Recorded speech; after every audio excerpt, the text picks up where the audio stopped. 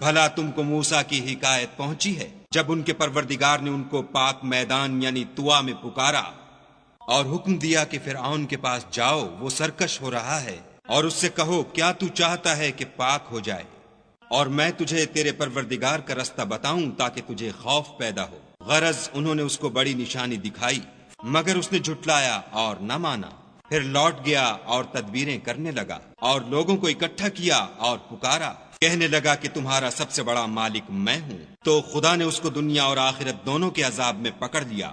جو شخص خدا سے ڈر رکھتا ہے اس کے لیے اس قصے میں عبرت ہے۔ بھلا تمہارا بنانا مشکل ہے یا آسمان کا؟ اسی نے اس کو بنایا، اس کی چھت کو اونچا کیا، پھر اسے برابر کر دیا، اور اسی نے رات تاریک بنائی اور دن کو دھوپ نکالی، اور اس کے بعد زمین کو پھیلا دیا۔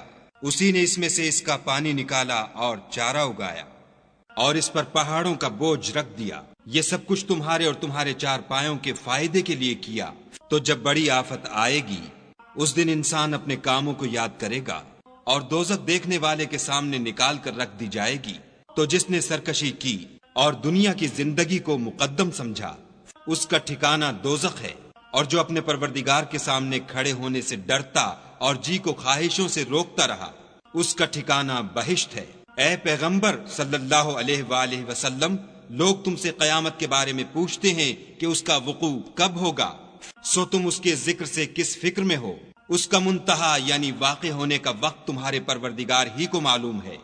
جو شخص اس سے ڈر رکھتا ہے تم تو اسی کو ڈر سنانے والے ہو۔ جب وہ اس کو دیکھیں گے تو ایسا خیال کریں گے کہ گویا دنیا میں صرف ایک شام یا صبح رہے تھے۔